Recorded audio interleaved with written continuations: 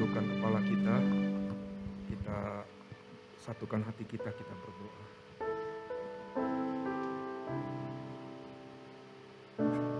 Berbicaralah bagi kami semua di pagi hari ini Tuhan, baik di ibadah yang pertama maupun di ibadah yang kedua. Kami rindu sekali lagi bertemu dengan pribadi-Mu lewat kebenaran firman-Mu. Berkata-katalah bagi kami semua Tuhan, singkapkan rahasia firman-Mu, supaya kami semakin hari semakin mengerti betapa luar biasanya Tuhan di dalam kehidupan kami. Kami rindu bertemu dengan pribadi-Mu sekali lagi. Roh Kudus silakan ambil alih dalam pemberitaan-Mu. Berbicaralah bagi kami semua. Supaya dalam perjalanan kehidupan kekristenan kami, semakin hari kami semakin mengalami Tuhan dalam kehidupan kami. Sehingga dari mulut bibir kami bisa mengatakan bahwa memang Engkau adalah Tuhan yang luar biasa dalam kehidupan kami. Pakai hamba-Mu yang bukan siapa-siapa ini, apa yang sudah Engkau taruh dalam hatiku, mampukan hamba-Mu dapat mengkomunikasikan dengan bahasa yang sederhana, sehingga kami yang mendengarkan di tempat ini, jemaat-Mu di GBI BTC Mangga 2 ini, mengerti apa yang menjadi isi hati-Mu bagi kami semua. Terima kasih Tuhan Yesus, kami mau siapkan hati kami, telinga kami untuk duduk diam mendengarkan kebenaran firman-Mu. Di dalam nama Tuhan Yesus, kami alaskan doa kami. Semua yang percaya dengan saya sama-sama katakan, amin, amin, amin. Silakan duduk kembali saudara, shalom. Apa kabar hari ini? Senang bisa berada di tengah-tengah saudara yang ikut ibadah onsite di gereja maupun saudara yang mengikuti live streaming atau ibadah Zoom. Saya percaya penyertaan Tuhan luar biasa dalam kehidupan kita. Amin. Di ibadah yang pertama ini saya ingin membagikan kepada saudara mengenai iman yang benar. Nanti di ibadah kedua saya akan membahas mengenai hidup di dalam kesatuan. Nah hari ini atau di ibadah pertama ini saya akan membahas mengenai iman yang benar. Kalau ada iman yang benar, berarti di satu sisi juga ada iman yang tidak benar. Nah, Bapak Ibu Saudaraku yang dikasih dalam nama Tuhan, kalau saya bicara kata iman,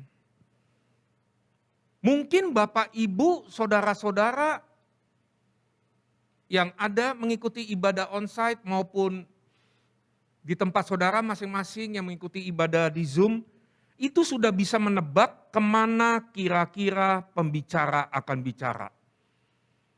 Bahkan mungkin saudaraku, kita juga sudah memiliki konsep sendiri mengenai iman tersebut. Tapi biarlah pagi hari ini kita sama-sama merendahkan hati kita dan belajar lagi melihat dari sisi yang berbeda dari yang namanya iman. Nah, kalau saya bicara kata iman, mungkin di benak Bapak Ibu itu adalah memindahkan gunung, membelah lautan, orang sakit sembuh, orang buta melihat, orang lumpuh berjalan, mujizat. Pokoknya perkara-perkara yang ajaib. Tahukah Pak, Bu, itu adalah baru satu sisi dari yang namanya iman tersebut. Ada sisi lain yang perlu kita pahami bersama-sama dari yang namanya iman ini.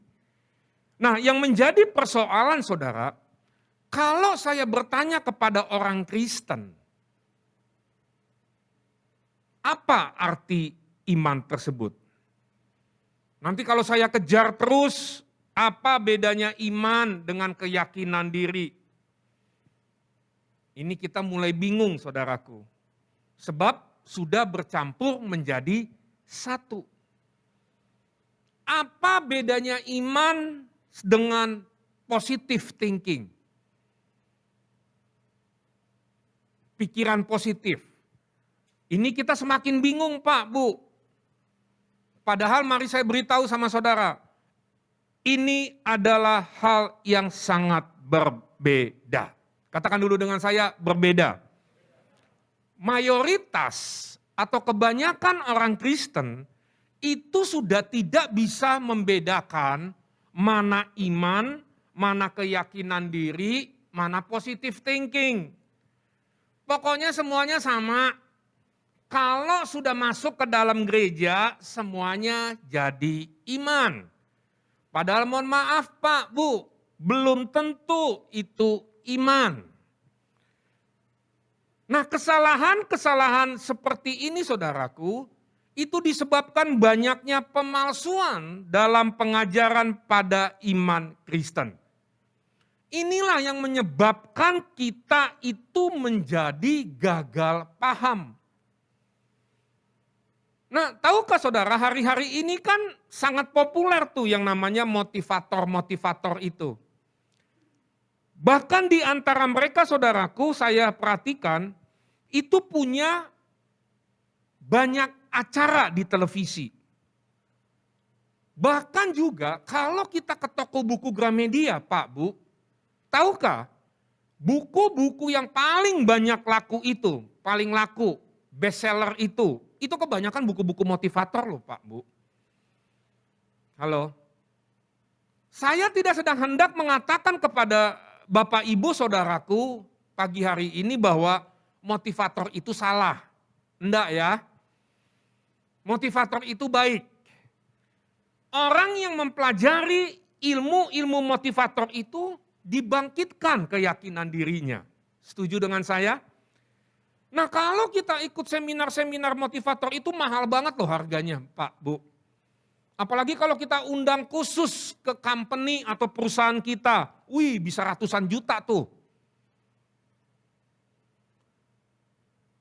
Tapi tahukah saudara, akar dari ilmu motivator ini diambil dari ilmu psikologi. Saya ulangi. Akar dari ilmu motivator itu kan dari ilmu psikologi juga saudaraku. Setuju dengan saya? Dan itu memang bisa menjadikan kita menjadi manusia bermoral baik. Katakan dulu dengan saya, bermoral baik. Sekali lagi sama-sama yang di rumah juga bermoral baik. Tapi dengar saudaraku yang dikasihi dalam nama Tuhan.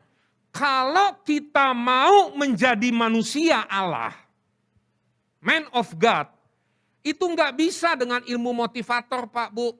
Halo. Nggak bisa dengan ilmu-ilmu lain. Harus dengan Injil. Setuju dengan saya? Makanya kitab Roma pasalnya pertama ayatnya ke-16 berkata, sebab Injil itu adalah kekuatan Allah yang apa saudara? Menyelamatkan manusia. Kita baca Roma pasalnya pertama ayat ke-16. Kitab Roma pasalnya pertama ayatnya ke-16. Roma pasalnya pertama ayatnya ke-16. Saya mau membedakan dulu saudaraku. Sekali lagi saya tidak katakan ilmu motivator itu jelek ya atau salah ya, enggak ya Pak Bu. Ya, ilmu motivator itu baik. Roma pasalnya pertama ayat ke-16. Tapi kalau target kita ikut Yesus, target kita dalam hidup ini mau menjadi manusia Allah, itu enggak bisa dengan ilmu motivator tadi Pak Bu. Enggak bisa pakai ilmu manapun di dunia ini. Harus dengan Injil. Yuk kita baca Roma pasalnya pertama ayat 16, 2, 3. Sebab aku mempunyai keyakinan yang kokoh dalam Injil, karena Injil adalah kekuatan Allah yang menyelamatkan setiap orang yang percaya. Pertama-tama orang Yahudi, tetapi juga orang Yunani. Sekali lagi ya Pak Bu, ingat ya, jangan salah paham. Saya tidak sedang mengatakan ilmu motivator itu salah. Tapi target kita Pak Bu sekali lagi, itu bukan cuma jadi manusia baik, halo. Tapi target kita ikut Yesus itu menjadi manusia Allah. Katakan dulu bersama dengan saya, manusia Allah. Kodrat kita itu diubah Pak Bu. dari human nature, kodrat manusia, diubah. Katakan dulu dengan saya, diubah menjadi divine nature, kodrat ilahi. Nah, untuk yang satu ini sekali lagi Pak Bu, nggak bisa pakai ilmu manusia. Karena target kita itu bukan cuma jadi baik. Target kita itu menjadi manusia Allah. Makanya harus dengan Injil. Injil yang kita bedah. Alkitab yang kita gali. Setuju dengan saya sampai sini? Nah, kalau kita ikut seminar-seminar motivator itu Pak Bu, kan keyakinan diri kita tuh yang dibangkitkan. Halo. Kita disuruh bermimpi, terus kita meyakini mimpi kita itu bisa kita capai. Bahkan ada juga yang disuruh berkata, aku bisa, aku bisa, aku bisa. Macam seperti itu Pak Bu. Nah, saya mau beritahu sebagai seorang hamba Allah pagi hari ini dengan segala kerendahan hati. Dengan tidak memiliki spirit menghakimi. Seharusnya Pak Bu, ilmu-ilmu yang seperti ini enggak boleh masuk ke gereja. Mohon maaf.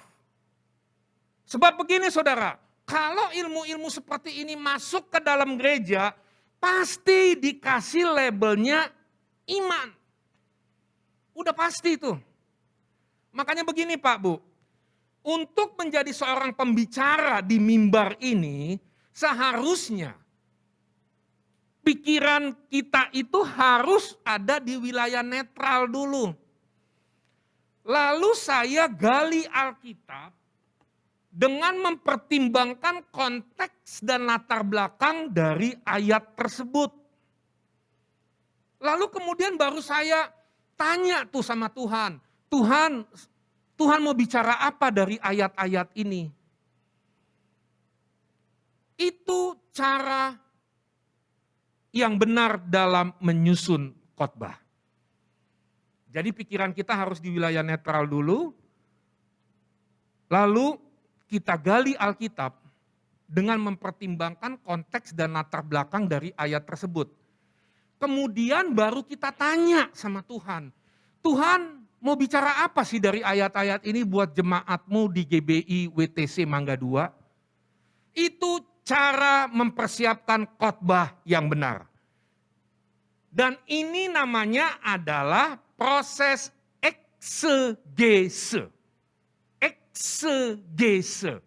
Kalau saudara sekolah teologi atau SOM,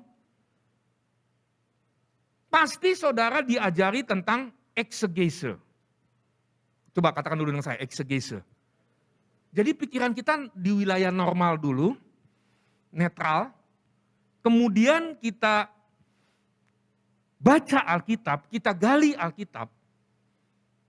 Dengan mempertimbangkan ayat, latar belakang dan konteks dari ayat tersebut. Makanya jangan suka comot ayat ya Pak Bu. Baca satu perikop. Latar belakang dari ayat ini apa? Satu perikop. Lalu baru kita tanya sama Tuhan, Tuhan mau bicara apa dari ayat ini? Kita nggak boleh ambil idenya dari luar, lalu kemudian saya cari ayat-ayat dalam Alkitab, kira-kira mana nih yang cocok? Itu udah nggak Alkitabiah lagi Pak Bu, mohon maaf. Itu namanya proses eisegese, eisegese. Lawan dari eksegese adalah eisegese. Kalau eksegese, kita baca Alkitab Pak Bu, lalu dari dalam yang kita baca itu kita tarik keluar. Tapi kalau eisegese, dari luar kita masukkan ke dalam. Kita cari ayat Alkitab, mana nih yang cocok nih. Sibuk buka konkordansi. Mohon maaf, itu namanya pemerkosaan terhadap ayat. Sebab kenapa? Sebab dipaksa. Setuju dengan saya? Pagi-pagi sudah ngomel-ngomel nih saudara. Saya nggak berkata bahwa kalau kita mau khotbah, nggak boleh kita baca buku lain. Bukan seperti itu.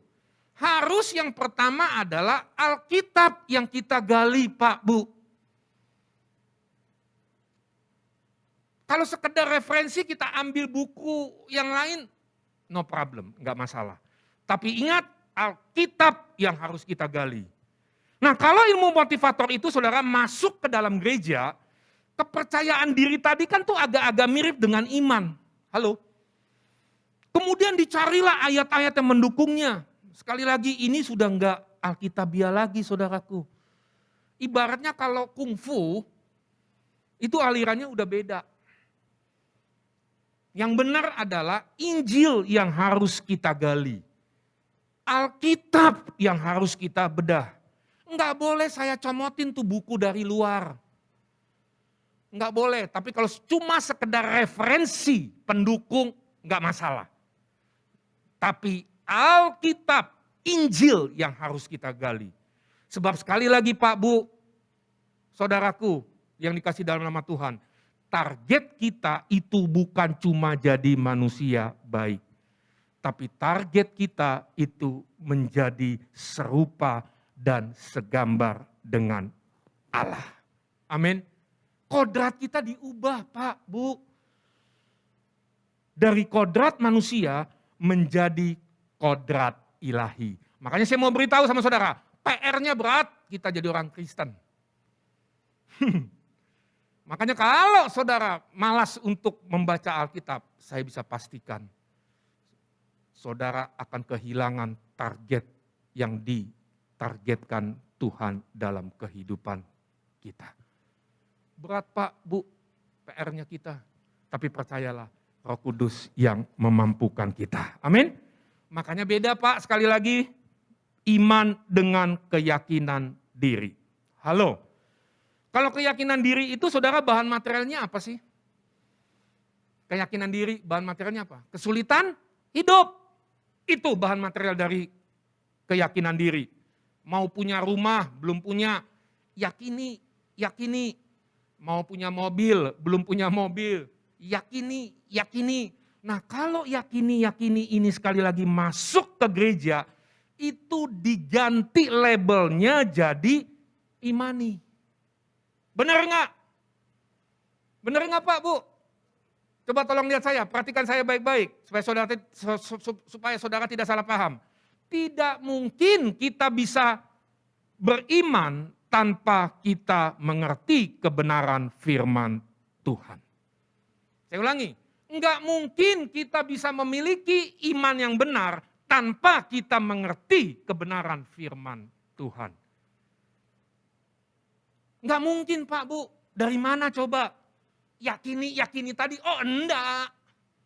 Ini Alkitab yang harus kita gali, kita baca.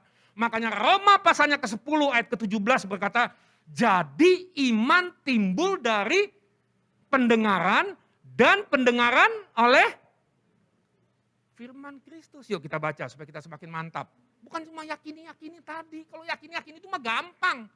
Halu kalau bagi saya kayak begitu. Ini firman Tuhan loh yang harus kita imani. Roma pasalnya ke-10 ayat ke-17, 2, 3. Jadi iman timbul dari pendengaran.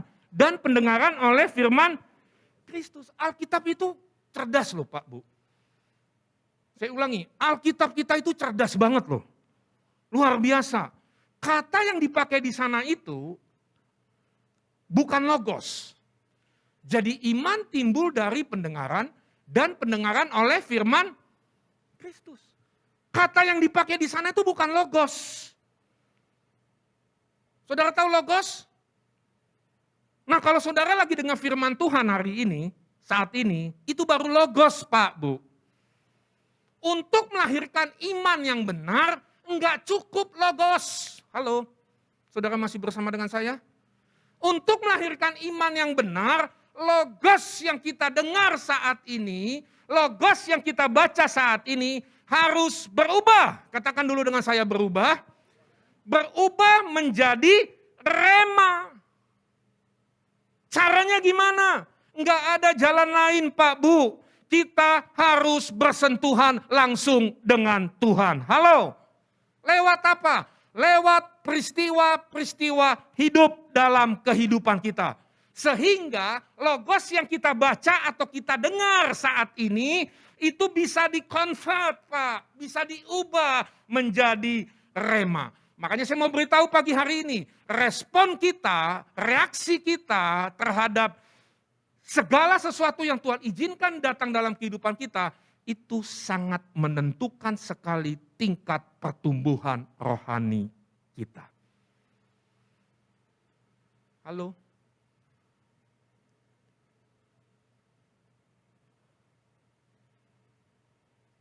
Makanya miliki respon yang benar. Saya pun masih belajar, saudaraku. Makanya saya share, saya bagi kepada saudara. Saya masih manusia biasa kok. Saya bukan Superman kok, saya masih makan Indomie kok, sama saudara kok.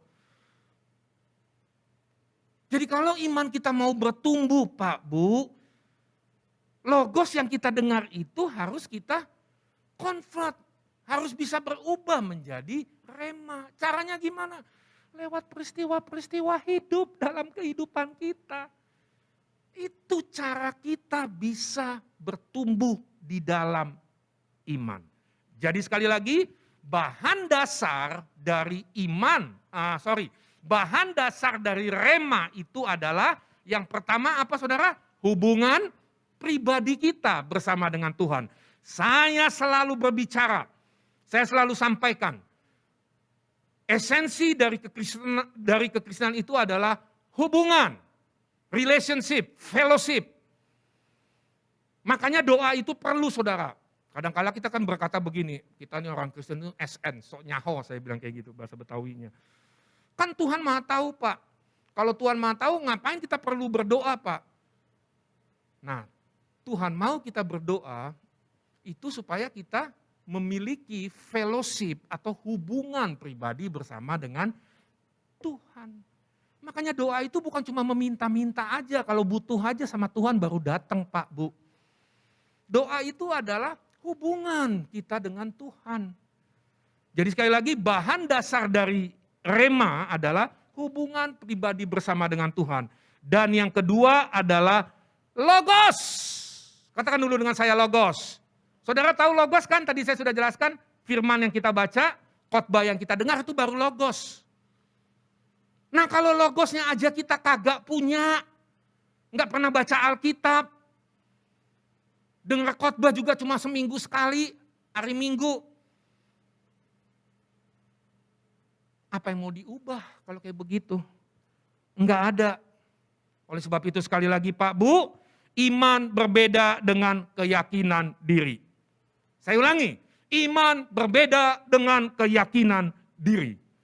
Sebab mengapa? Sebab bahan materialnya aja udah beda.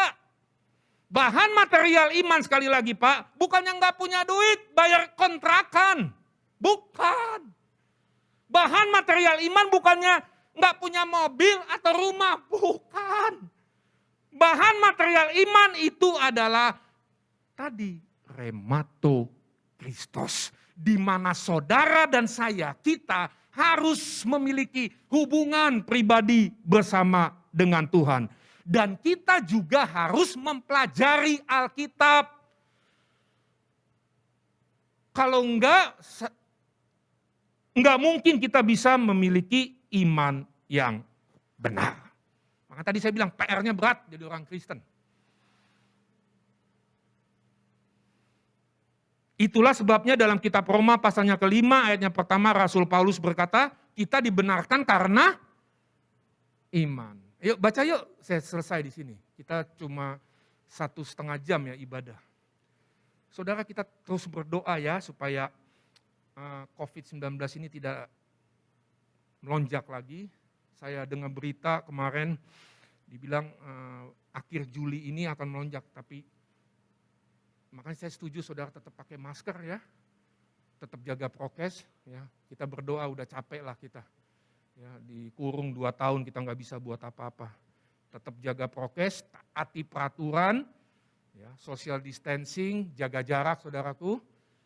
Ya, saya lihat kemarin di mana tuh di Instagram, di IG itu yang hadir di Di mana? Di PRJ itu udah berdesak-desakan, banyak yang nggak pakai masker lagi saudara. Serem banget saya bilang. Ya, tapi memang udah dikasih pengumuman kalau di ruang terbuka boleh tidak pakai masker. Tapi kalau boleh dimanapun kita berada, kita harus pakai masker. Setuju dengan saya? Saya lebih pede loh pakai masker saudaraku. Kalau bukan masker kayaknya kurang-kurang gimana gitu. Yuk Ibrani, Ibrani ya pasalnya kelima.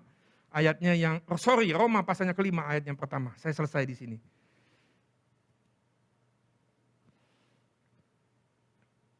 Saudara diberkati pagi ini?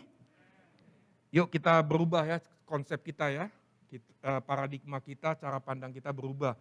Sehingga kita bisa mengerti rencana Tuhan dalam kehidupan kita. Yuk Roma pasalnya kelima ayat kesana kita baca 2-3. Sebab itu kita yang dibenarkan karena iman, kita hidup dalam damai sejahtera dengan Allah oleh karena Tuhan. Saya ulangi sekali lagi. Sebab itu kita yang dibenarkan karena apa saudara? Iman. Iman yang gimana Pak, Bu?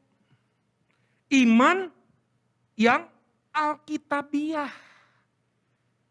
Apa sih Pak iman yang alkitabiah itu?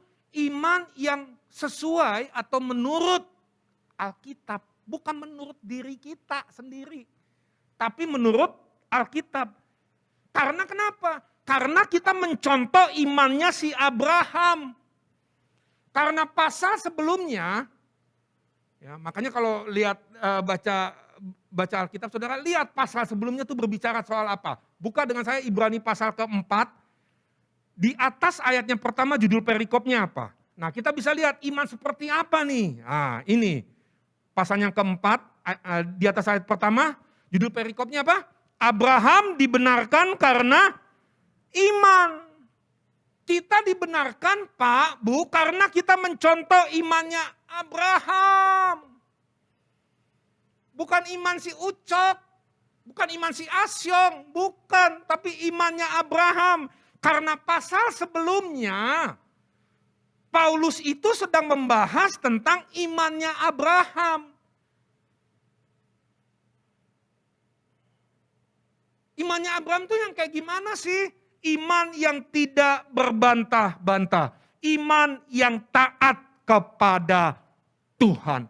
Contoh, waktu Allah menyuruh Abraham untuk mempersembahkan anaknya Ishak, Alkitab mencatat, pagi-pagi benar dia bawa anaknya untuk dipersembahkan kepada Tuhan. Nah pagi hari ini saya mau bertanya sama saudara, saudara mau punya iman yang mana nih?